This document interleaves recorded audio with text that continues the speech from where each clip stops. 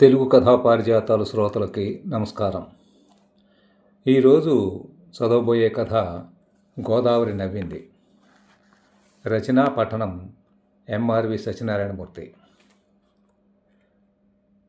Bengaluru airport దగ్గర car దిగి తమ్ముడు పిల్లలు మిథున్ వరుణులకు బై చెప్పి లోపలికి వచ్చాడు కృష్ణ. చెకింగ్ కార్యక్రమాలు పూర్తయ్యేసరికి పావుగంట పట్టింది. బోర్డింగ్ పాస్లో ఉన్న ప్రకారం గేట్ నెంబర్ 8 దగ్గరికి వెళ్ళాడు. అప్పటికే రాజమండ్రి వెళ్ళే ప్రయాణికులు క్యూలో ఉన్నారు. మరలా చెకింగ్ అవుతూ ఉండగా ముందున్న 4వ వ్యక్తిని బాగా చూసిన జ్ఞాపకం వచ్చింది కృష్ణకి. ఆవిడ చెకింగ్ పూర్తి అవ్వగానే 4 అడుగులు వేసి విమానం దగ్గరకు తీసుకువెళ్ళే బస్సు ఎక్కింది. తన చెకింగ్ పూర్తయి అతను ముందుకు వచ్చేసరికి ఆవిడ ఎక్కిన బస్సు వెళ్ళిపోయింది. ఆ తర్వాత బస్సు ఎక్కి కూర్చున్నాడు కృష్ణ. మిగతా ప్యాసింజర్లు వచ్చి ఎక్కిన తర్వాత 5 నిమిషాలకు కానీ బస్సు బయలుదేరలేదు. అతని మనసు చాలా ఆందోళనగా ఉంది. ఆమెని తప్పకుండా కలుసుకోవాలి, ఎన్నో విషయాలు మాట్లాడాలి. బస్సు విమానం దగ్గర ఆగానే గబగబా దిగి నిచ్చెన ఎక్కి విమానంలోకి వచ్చాడు. ఎయిర్ హోస్టెస్ పాస్ చూసి చిరునవ్వుతో సీట్ చూపించింది. తను చిన్నగా నవ్వి సీట్ దగ్గరకు వచ్చి బ్యాగ్ పైన పెట్టి ముందుకు చూశాడు, ఆమె ఎక్కడైనా కనిపిస్తుందేమోనని. ఇంతలో అతను పక్క సీటు వ్యక్తి రావడంతో కొంచెం జరిగి అతనికి దారిచ్చాడు. అతనిది విండో సీట్. ముందుకు వెళ్ళి ఆమె కోసం వెతుకుదామా అనుకుని సభ్యత కాదని ఊరుకున్నాడు. ఎయిర్ హోస్టెస్ వచ్చి అందరూ సీట్ బెల్టులు పెట్టుకున్నారో లేదో అని చెక్ చేస్తోంది. ఆమెను చూసి సీట్ బెల్ట్ పెట్టుకున్నాడు కృష్ణ. అనౌన్స్మెంట్ అవగానే విమానం బయలుదేరింది. ఎయిర్ హోస్టెస్ ప్రయాణ జాగ్రత్తలు చెబుతోంది. కృష్ణ నిరాసక్తంగా చూస్తున్నాడు. అతని మనసంతా ఆమె గురించి ఆలోచిస్తోంది. ఎయిర్ హోస్టెస్ ధన్యవాదాలు చెప్పి వెళ్ళి కూర్చుంది. కృష్ణ సీట్ వెనక్కి జార్లబడి కళ్ళు మూసుకున్నాడు. అతని ఆలోచనలు గతంలోకి పరుగులు తీశాయి. కృష్ణ సంక్రాంతి సెలవులకి అమ్మమ్మగారి ఊరు సిద్ధాంతం వచ్చాడు. అతనికి ఆ ఊరంటే చాలా ఇష్టం. అమ్మమ్మగారి ఇంటికి దగ్గరగానే గోదావరి ఉంటుంది. గోదావరికి ముందుగా ఉన్న కోడేరు కాలువ, లాకులు, ఆ ఆవరణలో ఉండే మామిడి, సపోటా, నిద్రగన్నేరు చెట్లు, లాకు సిబ్బంది కోసం కట్టిన చిన్న చిన్న ఇళ్ళు అన్నీ చూడముచ్చటగా ఉంటాయి. పైగా అమ్మమ్మగారింటి వీధిలో తన ఈడు పిల్లలు చాలామంది ఉంటారు. వాళ్లతో కలిసి గోదావరి ఒడిన కబాడీ ఆడడం, గాలిపటాలు ఎగరేయడం అతనికి ఎంతో ఇష్టం. అమ్మమ్మగారి ఇంటి పక్కనే కిరణ్ వాళ్ళ ఇల్లు ఉంది. వాళ్ళ ఇంట్లో క్యారమ్ బోర్డు ఉంది. కృష్ణ, కిరణ్, సుధీర్, రవి ఉదయం వేళల్లో అక్కడే క్యారమ్స్ ఆడుకుంటారు. ఈసారి సంక్రాంతి సెలవులకి కిరణ్ వాళ్ళ మావయ్య గారి అమ్మాయి అమలాపురం నుంచి వచ్చింది. ఆమె కూడా వీళ్ళ జట్టులో చేరింది. ఆమె 10వ తరగతి చదువుతోందని తెలియగానే వాళ్ళందరూ మరీ సంతోషించారు. ఆమె పేరు మేఘమాలని అందరికీ పరిచయం చేశాడు కిరణ్. ముందుగా కిరణ్, మేఘమాల ఒక జట్టుగా, కృష్ణ, రవి ఇంకో జట్టుగా క్యారమ్స్ ఆడారు. కిరణ్ జట్టు ఓడిపోయింది. కృష్ణ జట్టు నెగ్గింది. మేఘమాలకి చిన్నతనం అనిపించింది. కృష్ణ ఆడే విధానం ఆమెకి బాగా నచ్చింది. బావా, ఈసారి నేను కృష్ణ ఒక జట్టుగా ఉంటాం, నువ్వు రవి ఇంకో జట్టుగా ఆడదాం, సరేనా అంది మేఘమాల.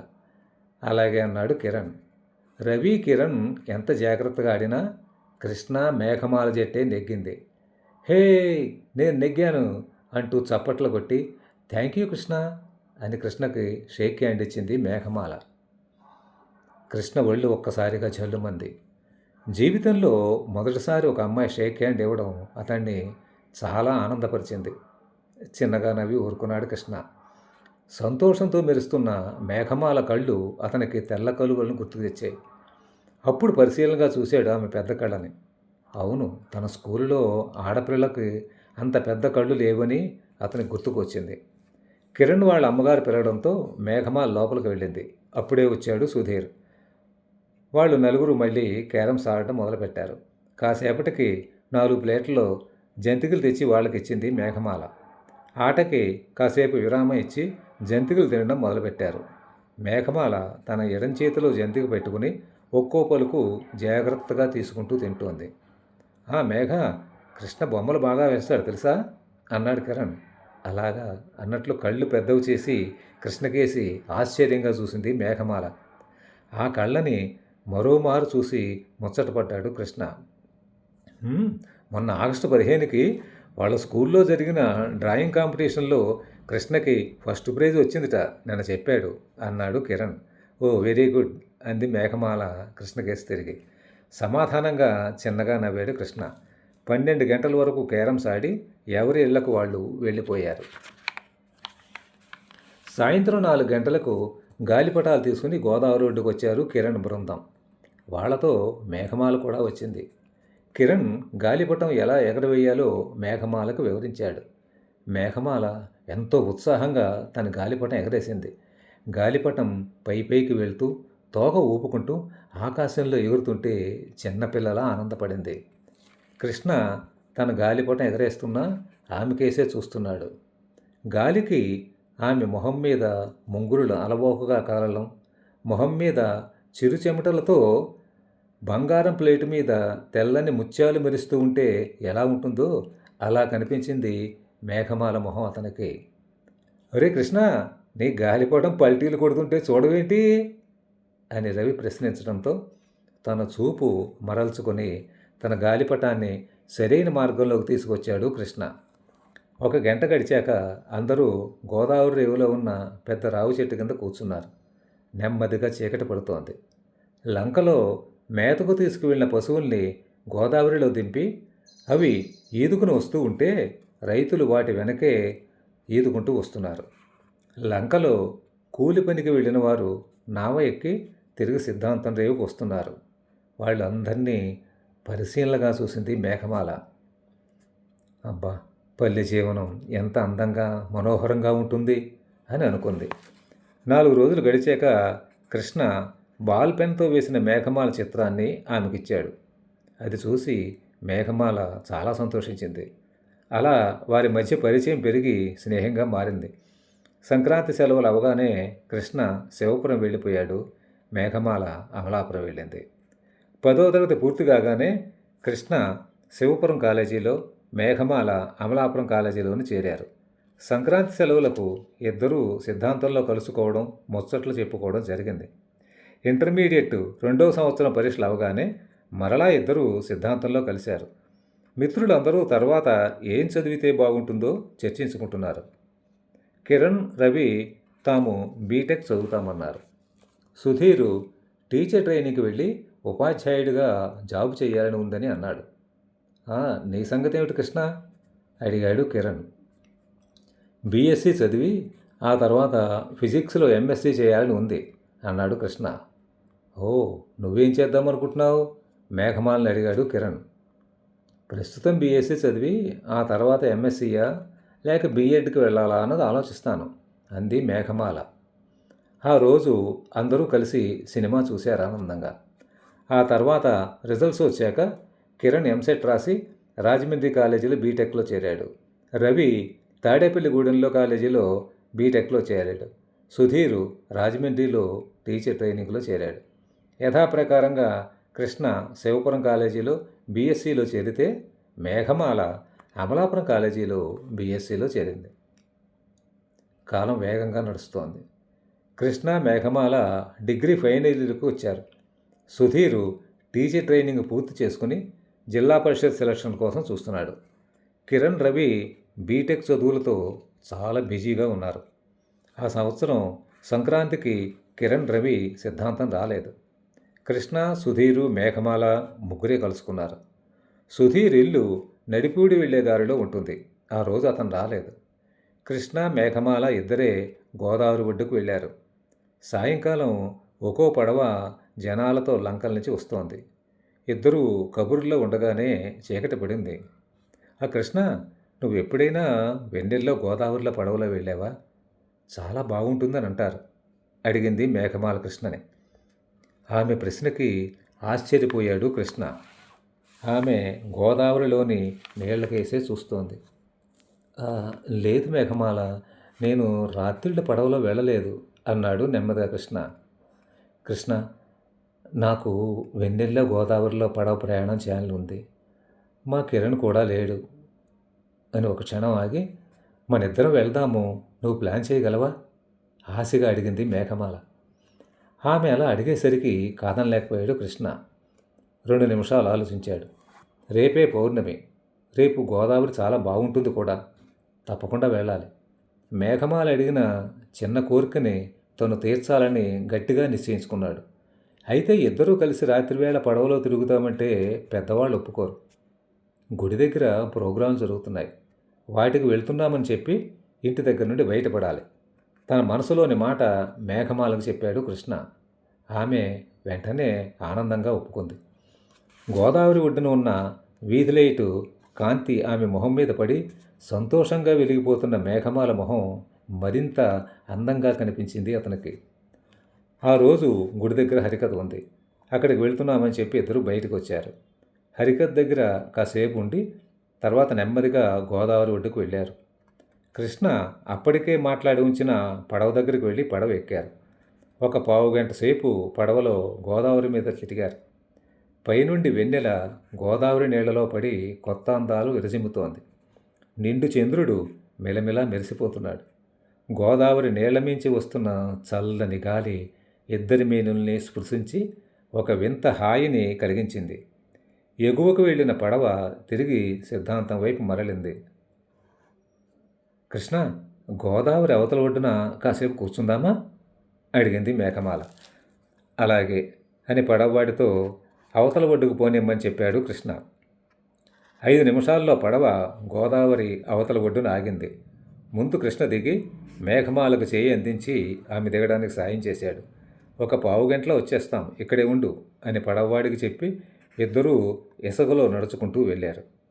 ఒకచోట ఆగి వెలుగుతున్న దీపాలు, గోదావరి వంతెన మించి వెళుతున్న వాహనాలు, ఒడ్డున ఉన్న కేదారేశ్వర స్వామి గుడి శిఖరం మీద లైటు, గోదావరి దిగువన ఉన్న గ్రామం ఒడ్డున ఉన్న లైటు వెలుగు అన్నీ చూసి, ఓహ్, చాలా అద్భుతంగా ఉంది కదా కృష్ణ అంది మేఘమాల ఎంతో ఆనందంగా.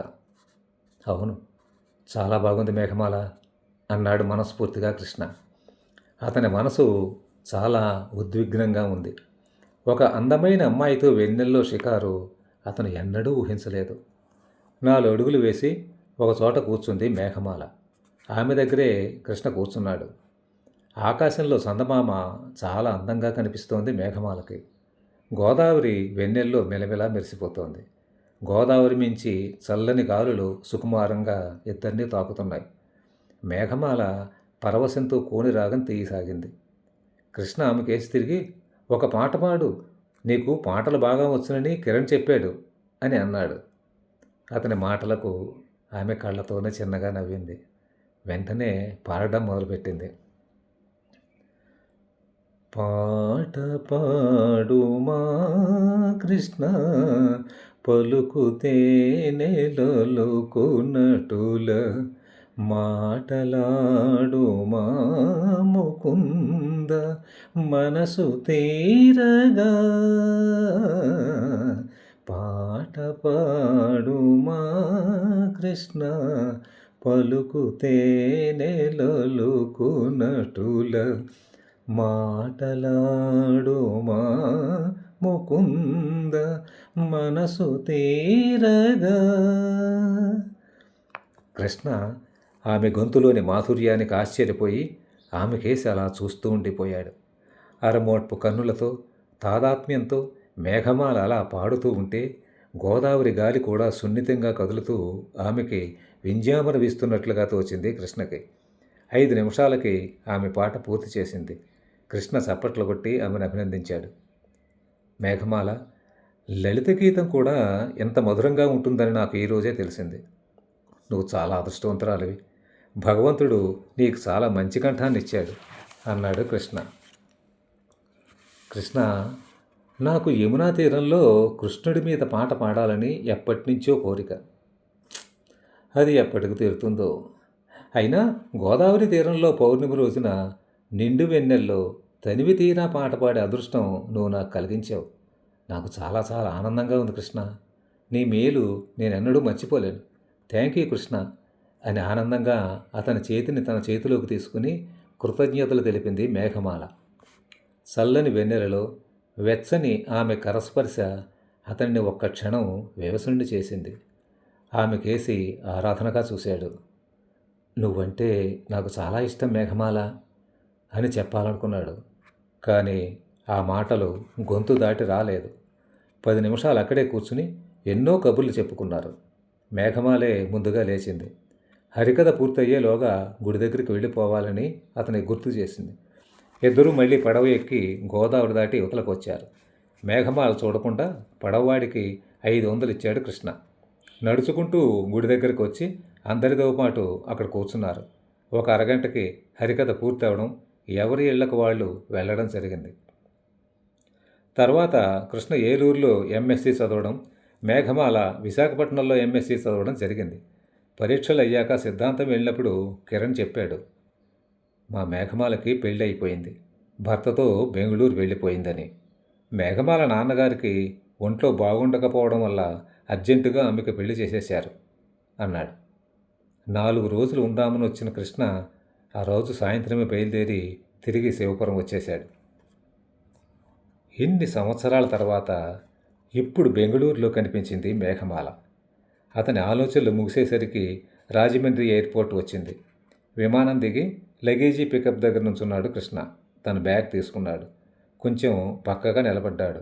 ప్రయాణికులు ఎవరి లగేజీ వారు తీసుకుని వెళ్తున్నారు. అప్పుడు కొద్ది దూరంలో కనిపించింది మేఘమాల. 2 నిమిషాలు ఆగి తన బ్యాగ్ తీసుకుని వస్తూ ఉండగా పలకరించాడు కృష్ణ. మీరు మేఘమాల కదూ అని.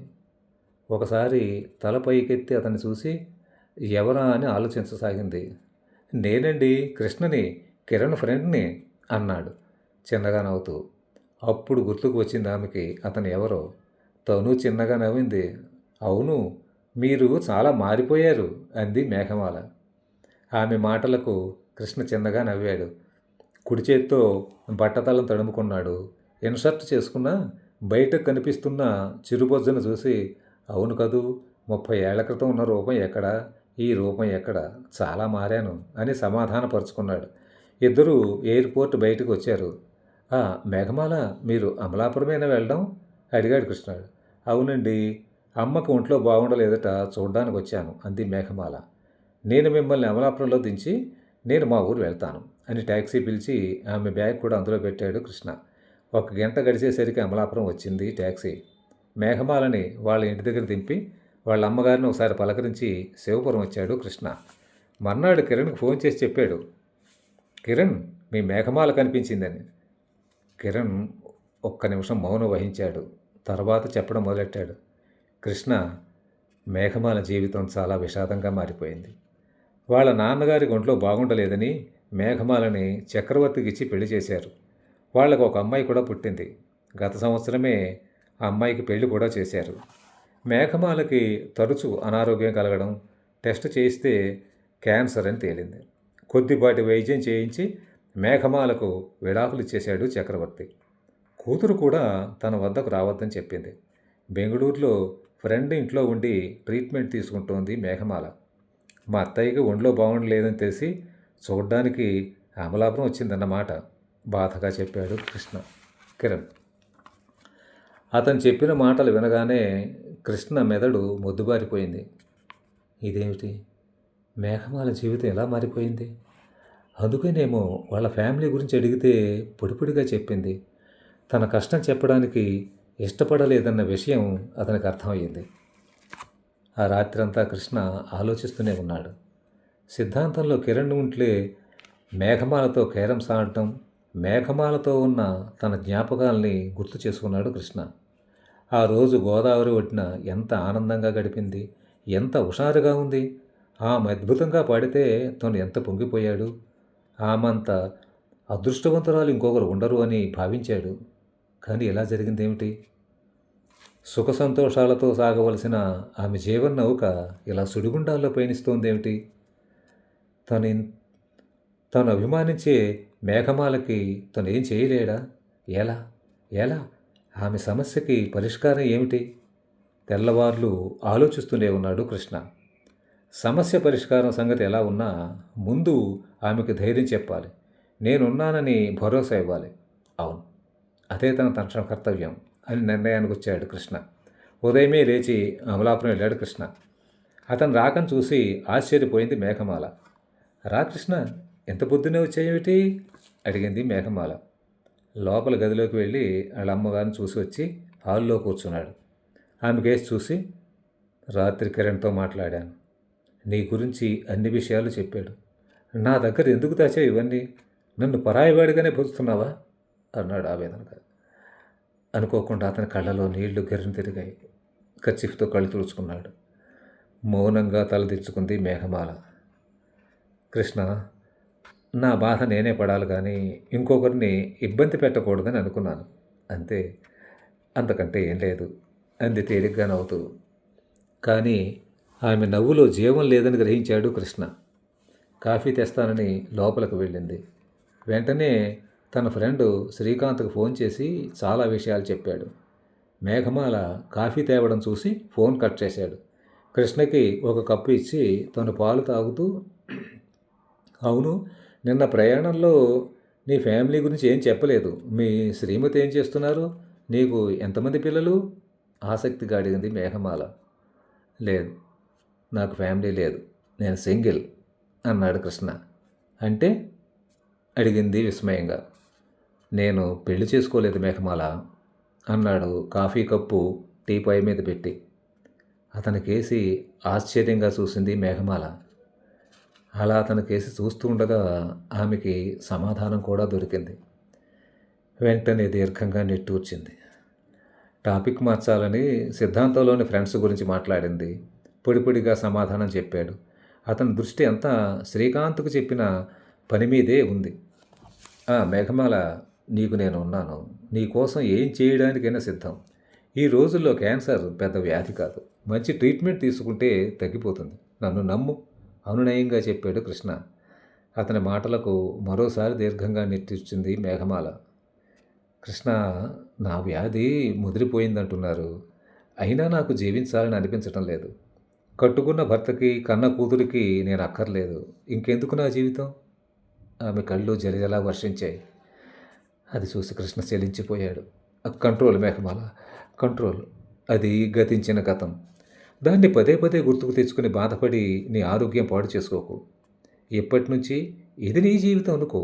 నీకు ఎలా ఆలోచిస్తే నీ మనసుకు ప్రశాంతంగా ఉంటుందో ఆ రకంగా ఆలోచించడం మొదలుపెట్టు అన్నాడు శాంతంగా. ఆమె చీర చెంగుతో కళ్ళు తుడుచుకుంది. 2 నిమిషాలు ఇద్దరి మధ్య మౌనం చోటు చేసుకుంది. కృష్ణ, నేను ఇక్కడికి వచ్చింది 2 పనుల కోసం. ఒకటి అమ్మను చూడాలని, రెండోది మళ్ళీ సిద్ధాంతం గోదావరి చూడాలని. నా జీవన సంధ్యా సమయంలో ఈ 2 పూర్తి చేసుకోవాలని ఎంతో ఆశగా వచ్చాను అంది మేఘమాల. అలాగే మేఘమాల, రేపే నేను సిద్ధాంతం వెళ్ళి ఏర్పాట్లు చేస్తాను. నువ్వు కూడా సాయంత్రానికి వచ్చేయి అని అన్నాడు కృష్ణ. అలాగే అంది మేఘమాల. మర్నాడు సాయంత్రం సిద్ధాంతం కిరణ్ వాళ్ళ ఇంటికి వచ్చింది మేఘమాల. కృష్ణ కూడా వాళ్ళ అమ్మమ్మగారింటికి వచ్చాడు. సాయంత్రం 7 గంటలకు శివాలయం దగ్గరకు వెళ్తున్నామని చెప్పి ఇద్దరు బయటకు వచ్చారు. శివాలయం ముందు భక్తులు గుంపులు గుంపులుగా ఉన్నారు. ఆ రోజు కార్తీక పౌర్ణమి. గోదావరి రేవు దగ్గర ఉన్న రావు చెట్టు చపటా మీద కాసేపు కూర్చున్నారు ఇద్దరు. తర్వాత కృష్ణ మెట్లు దిగి అంత క్రితమే మాట్లాడిన పడవవాడిని పడవ తీసుకురమ్మని చెప్పాడు. అతను పడవ తీసుకురాగానే ఇద్దరు పడవ ఎక్కారు. పడవ నెమ్మదిగా వశిష్ఠ వంతెన కిందుగా వెళ్ళి దొంగరావిపాలెం రేవు నుండి వెనక్కి తిరిగి వచ్చింది. గతంలో వచ్చినప్పుడు వశిష్ఠ గోదావరి మీద ఒక్క వంతెనే ఉండేది. ఇప్పుడు 2వ వంతెన కూడా కట్టారు. రావులపాలెం వైపు వెళ్ళే వాహనాలు పాత వంతెన మించి వెళ్తున్నాయి. రావులపాలెం నుంచి పశ్చిమ గోదావరి జిల్లా వైపు వచ్చే వాహనాలు కొత్త వంతెన మించి వస్తున్నాయి. గోదావరి మించి చల్లని గాలి వీస్తోంది. పున్నం చంద్రుడు వెన్నెల్ని వర్షిస్తూనే ఉన్నాడు. మేఘమాల ఆకాశం కేసి చూసింది. 30 ఏళ్ల క్రితం ఎలా ఉన్నాడో అలా ఉన్నాడే చంద్రుడు. అదే వెన్నెల, అదే గోదావరి, అదే చల్లతనం. కానీ అప్పుడున్న ఉత్సాహం ఇప్పుడు లేదు. ఇద్దరి మనస్సుల్లో అప్పుడున్న భావోద్వేగాలు లేవు. జీవితంలో ఇద్దరూ ఎన్నో అనుభవాలు చవిచూశారు. కానీ ప్రకృతిని చూసి స్పందించే గుణం ఇద్దరిలో ఉంది. పడవ సిద్ధాంతం రేవు అవతలి గట్టున ఆగింది. కృష్ణ ముందుగా పడవ దిగి మేఘమాల దిగడానికి సాయం చేశాడు. వెంటనే గతం గుర్తుకొచ్చి మేఘమాల పెదవుల మీద చిరునవ్వు చోటు చేసుకుంది. ఇద్దరూ కొద్ది దూరం నడిచి ఇసుకలో కూర్చున్నారు. భుజాన ఉన్న చిన్న సంచిలోంచి వాటర్ బాటిల్ తీసి, మంచినీళ్ళు తాగు మేఘమాల అన్నాడు కృష్ణ. కొద్దిగా నీళ్లు తాగి బాటిల్ అతనికిచ్చింది ఆమె. కృష్ణ, మనం 30 ఏళ్ళు వెనక్కి వెళ్ళిపోతే ఎంత బాగుంటుంది. సినిమాల్లోకి మళ్ళీ ఏదైనా టైం మిషన్ దొరికితే బాగుంటుంది కదూ చిన్నపిల్లల అడిగింది మేఘమాల. వెన్నెలలో మెరిసిపోతున్న ఆమె మొహం కేసి ఒక్క క్షణం చూసి, అవును మేఘమాల, అలా జరిగితే చాలా అద్భుతంగా ఉంటుంది అన్నాడు మనస్ఫూర్తిగా. పక్కనే ఉన్న ఇసుక తీసుకుని కుప్పలా పోసింది మేఘమాల. ఒకసారి ఆకాశం కేసి చూసింది. ప్రశాంతంగా ఉంది ఆకాశం. అక్కడక్కడ తెల్లని మబ్బులు నెమ్మదిగా కదిలిపోతున్నాయి. సిద్ధాంతం రేవు కేసి చూసింది. రేవులోని రావు చెట్టు ఆకులు వెన్నెల్లో తళతళ మెరుస్తున్నాయి. శివాలయం ముందు జ్వాలాతోరణం వెలిగించారు. ఎర్రని మంటలు కనిపిస్తున్నాయి. లేచి నిలబడి గుడివైపు తిరిగి దండం పెట్టుకుంది మేఘమాల. కృష్ణ కూడా లేచి దండం పెట్టుకున్నాడు. తిరిగి ఇద్దరు ఇసుకలో కూర్చున్నారు. మేఘమాల మనసుకి సాంత్వన చేకూరింది గోదావరిని వెన్నెలని చూడగానే. అకస్మాత్తుగా అడిగాడు కృష్ణ, మేఘమాల, ఆ రోజు నువ్వు ఇక్కడ పాడిన పాట మరలా ఒకసారి పాడవా? అతని మాటకి ఆమె మనసులో సంతోష వీచికలు కదలాడాయి. ఒక్క నిమిషం చంద్రుడికేసి చూసింది. తర్వాత కృష్ణకేసి చూసింది. ఆ తర్వాత కళ్ళు మూసుకుంది. గొంతు సవరించుకుని పాడడం మొదలుపెట్టింది. పాట పాడనా కృష్ణ, పలుకుతేనే లొలుకునటుల, మాటలాడనా కృష్ణ, మనసు తీరగా, మరలిపోయిన వసంతం మరల వచ్చెనని, వాడిపోయిన తీగ మరల చిగురించెనని, పాట పాడనా కృష్ణ, పలుకుతేనే లొలుకునటుల. మేఘమాల పాట అలా మధురంగా గాలిలో తేలుతూ గోదావరి మించి వెళ్ళి రావి చెట్టును పలకరించి మరలా తమ వద్దకు వచ్చినట్లుగా అనుభూతి చెందాడు కృష్ణ. పాట పూర్తి కాగానే చప్పట్లు కొట్టి, బాగా పాడావు మేఘమాల, 30 ఏళ్ళు గడిచినా నీ గొంతులో ఆ మాధుర్యం అలాగే ఉంది అని అభినందించాడు కృష్ణ. అయితే అప్పుడు పాడిన మాటలోని సాహిత్యానికి, ఇప్పుడు పాడిన మాటలోని సాహిత్యానికి తేడా గమనించాడు కృష్ణ. మేఘమాలలో ఉన్న నిరాశ కొద్దిగా మారిందని కూడా గ్రహించాడు. సరిగ్గా అప్పుడే అమెరికా నుంచి శ్రీకాంత్ ఫోన్ వచ్చింది. కృష్ణ, డాక్టర్ సదాశివం గారి అపాయింట్మెంట్ దొరికింది. నువ్వు మేఘమాలను తీసుకుని ఇక్కడికి రావచ్చు. నేను ఆ ఏర్పాట్లు చేస్తాను. నువ్వు కూడా మీ ప్రయాణ ఏర్పాట్లు చేసుకోండి. మేఘమాలకి ధైర్యం చెప్పు, బై అని ఫోన్ పెట్టేశాడు శ్రీకాంత్. కృష్ణ ఆనందంగా మేఘమాల 2 చేతులు తన చేతుల్లోకి తీసుకుని, గుడ్ న్యూస్ మేఘమాల, నా ఫ్రెండ్ శ్రీకాంత్ అమెరికాలోని బెస్ట్ డాక్టర్ సదాశివం గారి అపాయింట్మెంట్ తీసుకున్నాడు. 1 వారం రోజుల్లో మనం అమెరికా వెళ్దాం. నేను బతికించుకుంటాను అన్నాడు కృష్ణ. పున్నం చంద్రుడిలా వెలిగిపోతున్న అతని మొహం కేసే చూస్తూ ఉండిపోయింది 2 క్షణాలు మేఘమాల. బలవంతంగా విడాకులిచ్చి బయటకు గెంటేశాడు భర్త. తను లెక్చరర్గా ఉద్యోగం చేసి దాచుకున్న డబ్బుతో బయటపడింది.